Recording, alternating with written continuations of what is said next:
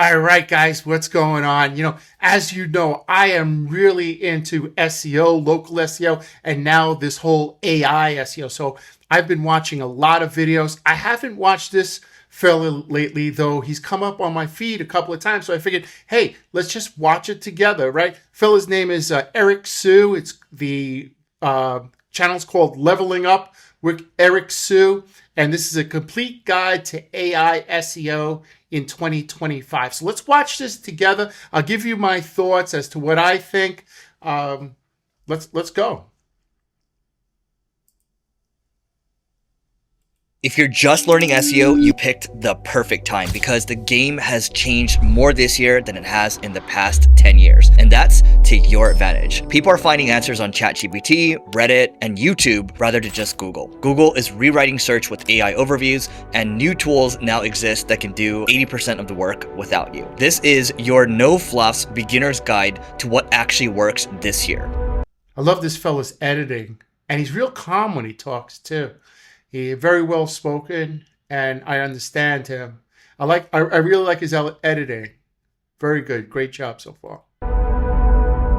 SEO used to be about optimizing for Google. 15 years ago, the only organic game in town was very much Google. There was no YouTube, there was no Instagram. All of these platforms either didn't exist or they were very nascent. Nowadays, you have to think about optimizing for YouTube. That's the second largest search engine in the world. You have to think about Amazon if you are optimizing for shoppers. If you're optimizing for different communities, you're optimizing for Reddit. The main thing to think about is that if you're only focusing on Google, you are missing out. Now, although SEO is changing rapidly, it still has three essential building blocks. You think he's reading, or you think he's saying it off the top of his head? If he's reading, he's doing it real good. I can't read. When I first started doing YouTube videos, I would read. I couldn't read. It wasn't for me. I'm a terrible reader. That still hold true today. These have been the building blocks for a long time, but it's how you use them across different platforms like Google, YouTube, and Amazon that makes the difference today. So let's start with how you can use content to rank on any platform. Winning this year when it comes to SEO means targeting long-tail niche queries with real intent. I'm going to give you a couple examples of that. Instead of optimizing for, let's say, Salesforce as a keyword, you might be thinking about optimizing for keywords such as how to integrate NetSuite with Salesforce. Or instead of red shoes, you might be optimizing for what are the best red shoes designs for this year. And so anything that has, let's say, 4+ keywords in it, these are longer tail niche queries that have real intent. And while they may have real intent and it'll be easier to rank for those keywords, they get a lot less views as well. But yeah, I agree with him. People are searching for these keywords. They are often lower competition and lower volume, but they have higher intent, which means that the conversion rates for these keywords, the ability to convert these into customers or convert them into email subscribers, is a lot higher. What that means is because search is getting a lot more competitive, nowadays what's happening is because of AI overviews, the impressions for websites, that's actually going up, but the number of clicks is going down. And I actually just spoke to a CEO of an enterprise SEO company earlier this week, and he said they have a lot of data where it shows that your graph now, when you look at your analytics, it looks like a jaw. Your impressions are going up, but your clicks are going down. So you have to optimize for wherever you can find high intent. You're going to have a much easier time of optimizing for those because the game of website traffic is continuing to change. I agree with that. I read something this week where Google's down maybe 30% on clicks. I think that's what they said. Here's what I think. I think you still have to optimize for Google, but you just have to put out more content. Like years ago, it was just adding content to your website. Maybe you had a Facebook page. Very few people had a YouTube. I think now you just have to be on more platforms. Like I think everybody needs a Reddit, needs a YouTube. I really think it's about spreading out your content rather than just putting all your content on your website. That's my take.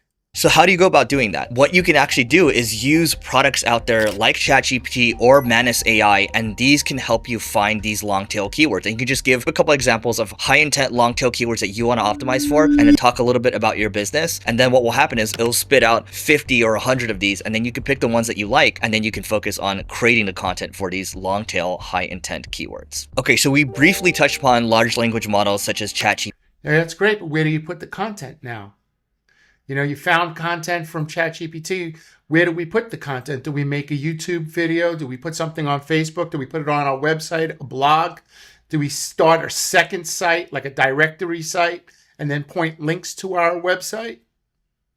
GPT, which help you generate keyword ideas, analyze transcripts, and refine your SEO strategy quickly. What you can do is, yes, you can create those high intent long tail keywords, but it can actually even create blog posts based on whatever your writer guidelines are. And what I mean by that is your writer guidelines are your way, your style of creating content. You can actually have LLMs now scan your blog content on your site, and it will figure out what the writer guidelines are. So for example, typically our blog posts are around 1,500 to 2,000 words, and they're backed with a lot of links, a lot of statistics, a lot of tables, and an LLM was able to figure that out. And after it figured it out, it was able to create high quality blog posts, extremely high quality blog posts, basically 95 to 99% there. So let me explain what he's talking about. So when you create a chat GPT, you could create your own GPT. So I created one last week that wrote for neighborhood and keyword pages, like, you know, best plumber in Bensonhurst, Brooklyn, best electrician in Mission Bay, San Diego, right? So take a look. This is what he means. So he puts in all the information. I'll show you how I did it. Come over to edit right here. And see right here, and I created my own GPT. And I put in all the information that I wanted my GPT to pull from. So he did the same thing. He put in all his blog articles, created PDFs or just links, and then said, hey, when you write an article, write it along these lines. So yeah, that's great. That's good. I like this guy. And I was able to do 21 of these in a span of 30 minutes. So you have a lot more power in your hands now as an SEO because you have an AI assistant that is infinite. Here's the thing also, that Google knows how easy it is to create content now these days. And if you're going to put up 21 pages every day or in a day, Google's just not going to index those pages. I don't care how good they are, especially if you're a small site. I mean, a big site like WebMD and, you know, something like that, like Scientific. But if you're Joe's Hardware and you've had a 10-page website since the year 2000, and now all of a sudden you're putting up 21 pages a day, Google's not going to index those pages. Infinitely patient that will help you figure out what you should be doing next with your strategy and then help you execute on that strategy. All right, so we touched upon some of the more advanced things, but I do need to talk about some of the basics here. We talked about citations. The currency when it comes to SEO, it's still content and links, even this year. And so content and links, what does that mean? That means you have to create very high quality content and you have to have other sites linking to you to prove that your site deserves to rank in the search engine. So citations can mean links. Citations can mean, from a local SEO standpoint, it can be the people that are giving you reviews. There's a lot of different citations across the internet. So we talked about content, citations, and double EAT. What that means is experience, expertise, authoritativeness, and trustworthiness. So that's really important, especially these days. And I put that in my custom GPT. I put that in, which is EAT. Let me show you right here. I don't know if I titled it. I may not have titled it. I may have titled it helpful content. If you see it, oh, creating helpful content, there it is, EAT, right there. So yeah, that is really important, is that you create content that's helpful to somebody who's looking for an article or something like that. Yeah, that's super important. And the LLMs like ChatGPT and Perplexity and Claude, they want to see that also. They want to see helpful content on your website.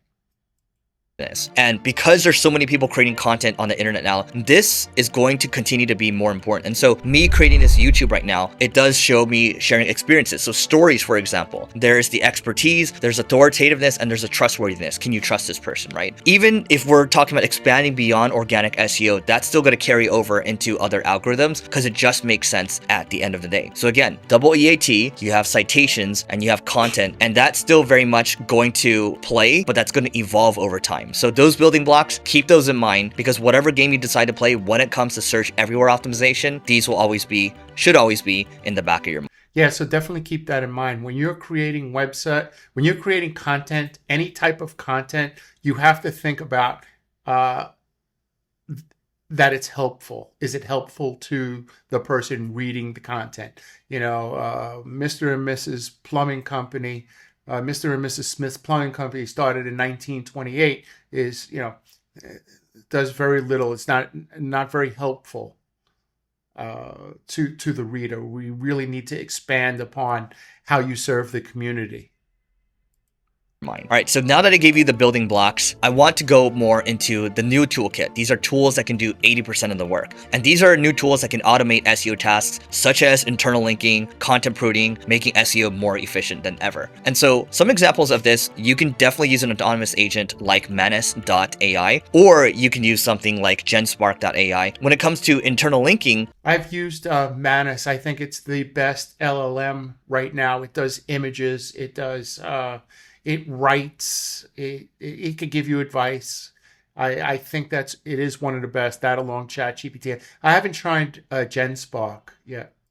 You can have it scan your entire website or scan sections of your website and help. Yeah, the other thing that it does, in Manus, you could put in your YouTube channel. It'll watch your videos and tell you what you need to improve on. In Manus, ChatGPT can't watch your videos up until this point, but Manus can. So it watches your videos and it gives you tips on how to improve your content. To figure out where you should be adding internal links for keywords that you want to be ranking for. You can just say, my website stands for this. It's a digital marketing agency. I want to make sure that these keywords are prioritized and we're adding more internal links for them. So internal links are, for example, if you have a homepage that's the keyword on the homepage is plumbing service.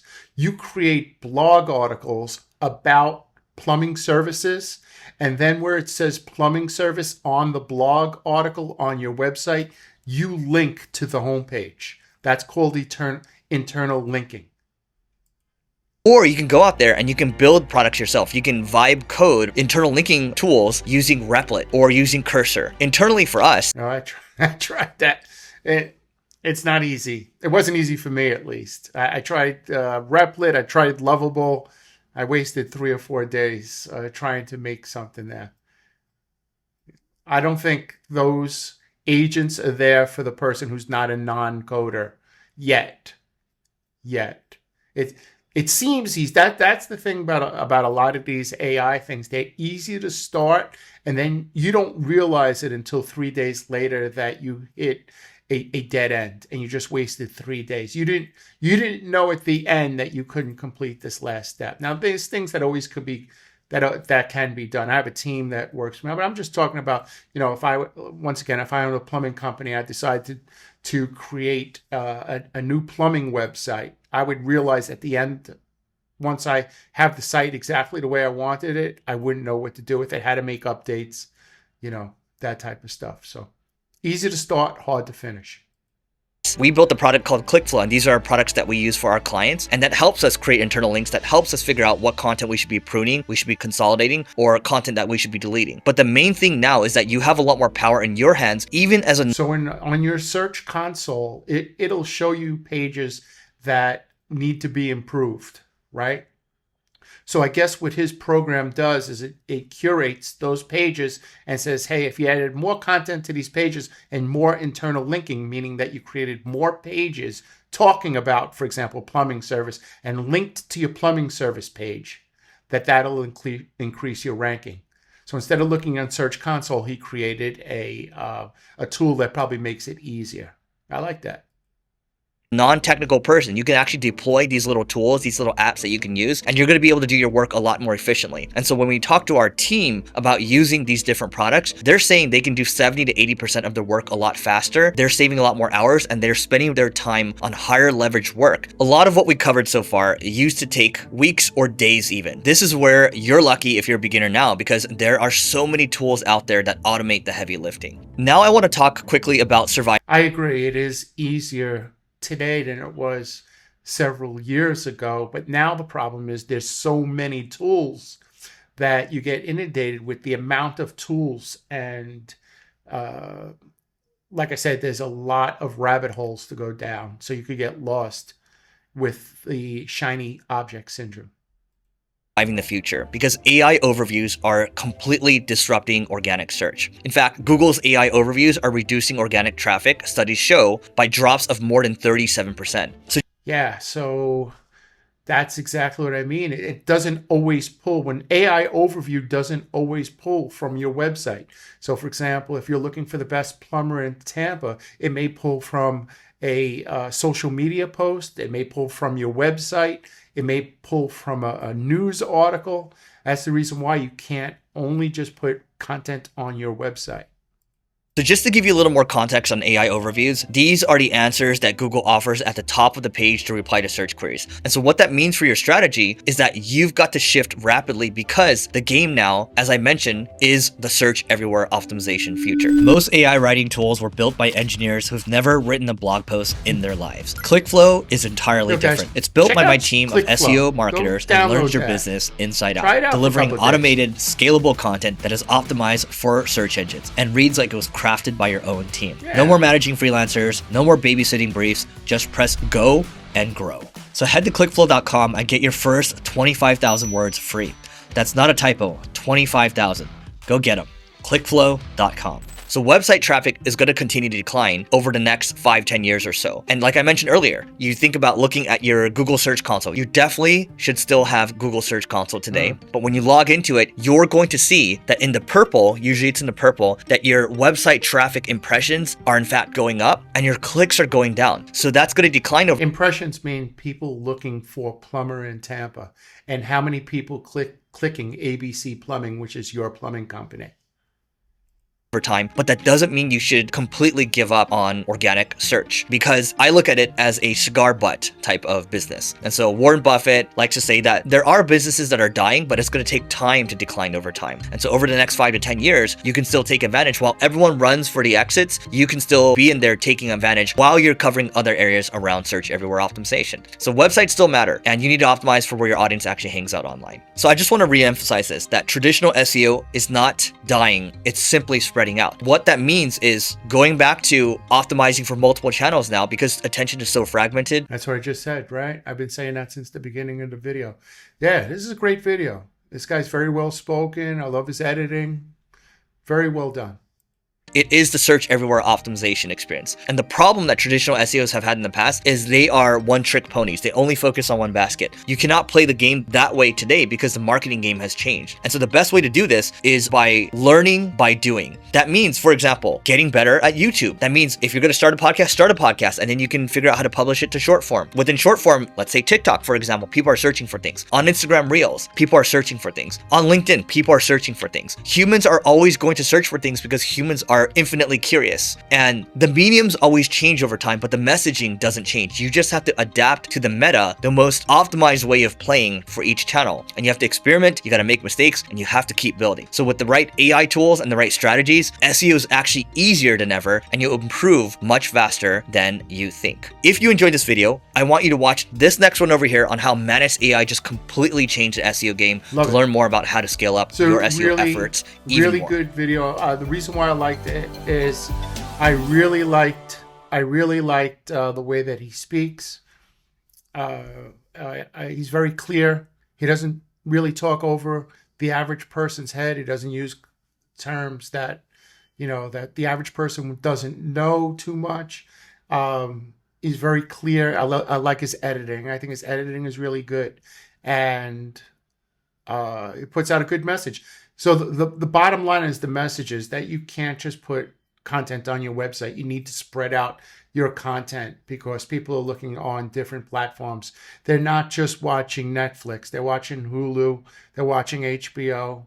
They're watching different channels, right? So you need to be on those different channels, whether it's Facebook or YouTube or Google or TikTok, right? You need to be on all those channels. Guys, if there's something that I could do, please feel free. Please reach out. You see my information on the screen. Go get that program that that Eric is talking about, clickflow.com, and get those 25,000 words of AI-powered SEO content for free. Guys, I'm out, and I will catch you later.